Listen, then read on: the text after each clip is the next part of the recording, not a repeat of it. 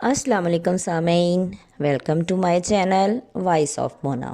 ہماری آج کی کہانی کا نام ہے سخت مزاج۔ ملیحہ بینک میں ملازم تھی۔ ماں باپ کی اکلوتی بیٹی ہونے کی وجہ سے ضدی اور بد دماغ بھی تھی۔ خاندان میں سے کسی نے اس کا رشتہ نہیں لیا تھا۔ کسی خالہ، ماموں اور ددیال والوں نے تو بالکل نام تک نہیں لیا۔ سب اس کے مزاج کی وجہ سے اس سے دور تھے۔ پھر خدا خدا کر کے ملیحہ کے لیے ایک رشتہ آ گیا جو سب کو پسند بھی آ گیا اور ملیحہ کی فوراً شادی ہو گئی۔ میاں انتہائی خوش مزاج اور سلجھا ہوا انسان تھا۔ شروع میں تو وقت اچھا گزر گیا، پھر بچے ہوئے تو ملیحہ اور زیادہ چڑچڑی ہو گئی۔ عدنان اس کا ہسبینڈ سمجھ چکا تھا، اس لیے نبھ رہی تھی۔ ملیحہ کے ساتھ وقت گزارنا بہت مشکل تھا۔ بچے بھی ملیحہ سے زیادہ عدنان کے ساتھ مانوس تھے۔ وہ ماں سے ڈرتے تھے، بات آسانی سے نہیں بتا پاتے تھے۔ وقت گزرتا گیا۔ ملیحہ کو اللہ نے 2 بیٹے اور 3 بیٹیاں عطا کی تھیں۔ بڑے بیٹے شاہ میر اور چھوٹے شاہ زین، بیٹیاں ہرا، ہما اور ہینا تھیں۔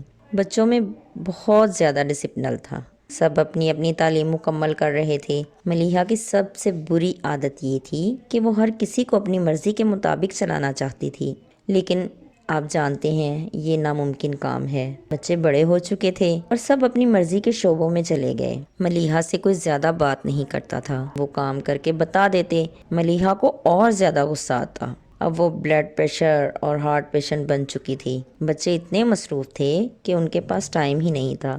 عدنان بھی ملک سے باہر کام کے سلسلے میں سیٹل تھے، آتے اور چلے جاتے۔ ملیحہ ریٹائرڈ ہونے والی تھی، ماں کو اپنی جگہ بینک میں لگوانا چاہتی تھی۔ دونوں بیٹے اپنا کاروبار کر چکے تھے۔ عدنان واپس آ رہا تھا، پھر بچوں کے رشتے آنے لگے۔ عدنان آیا تو اس نے 2 بڑی بیٹیوں کا رشتہ طے کر دیا۔ بڑی دھوم دھام سے دونوں بچیاں اپنے گھروں کو چلی گئیں۔ پھر شاہ میر کی شادی ہو گئی، بہو گھر آئی۔ ملیحہ کو ان کے ساتھ بھی وقت گزارنا بہت مشکل تھا۔ شاہ میر بیوی کو کہیں لے کر جاتا، ملیحہ جھگڑا کرنے لگتی۔ شاہ میر نے اپنے ابو کو کہا، آپ پاکستان آ جائیں یا امی کو بلا لیں یا پھر مجھے وہاں سیٹل ہونے دیں۔ پھر شاہ زین کا رشتہ آ گیا۔ ملیحہ اس کی شادی نہیں کرنا چاہتی تھی، لیکن عدنان نے زبردستی رشتہ طے کر دیا۔ ملیحہ اب ریٹائرڈ ہو گئی اور ہینا کی اس کی جگہ بینک میں جاب لگ گئی۔ وہ بہت خوش تھی۔ پھر شاہ زین کی شادی کا وقت قریب آ گیا۔ شاہ زین کی بیوی بہت پیاری تھی۔ شادی ہوتے ہی اس نے ملیحہ کو سنبھال لیا، ہر ممکن کوشش کرتی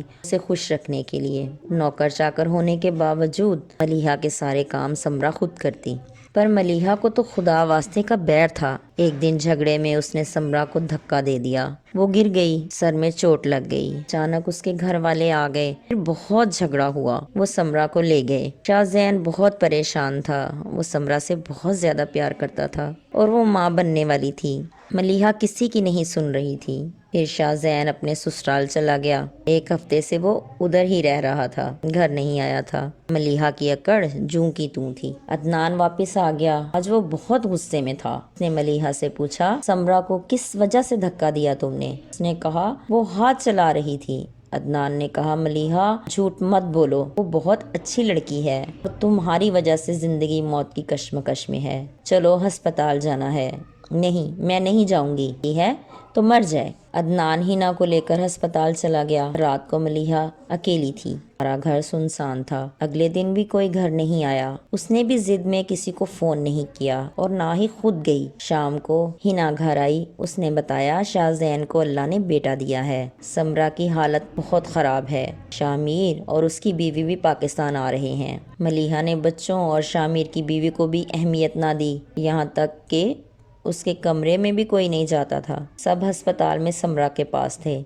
سمرا اب ٹھیک ہو رہی تھی، پھر وہ گھر آ گئی۔ سب خوش تھے سوائے ملیحہ کے۔ نہ جانے کیوں وہ سب سے الگ الگ رہتی تھی۔ ابھی بھی اس کا غرور سلامت تھا۔ صبح اچانک ہینا کے چیخنے کی آواز آئی، سب اٹھ کر بھاگے۔ ملیحہ کے روم سے رونے کی آوازیں آ رہی تھیں۔ سب وہاں پہنچے تو ملیحہ زمین پر گری پڑی تھی اور ہینا پاس بیٹھی رو رہی تھی۔ ملیحہ مر چکی تھی، اکیلی اور تنہا۔ آخری وقت کوئی بھی اس کے پاس نہیں تھا۔ ہمیں خود کو اتنا تلخ نہیں بنانا چاہیے کہ ہم اکیلے رہ جائیں، اور جب ہمارا آخری وقت ہو تو ہمارے پاس بھی کوئی نہ ہو۔ محبت پر، میٹھے بولوں پر، خلوص پر کچھ خرچ نہیں آتا۔ ہمیں محبتوں کا پیغام ہر طرف پھیلانا چاہیے اور ہر کسی سے محبت سے پیش آنا چاہیے۔ جیتے رہیے، خوش رہیے۔ ملتے ہیں نئی کہانی کے ساتھ۔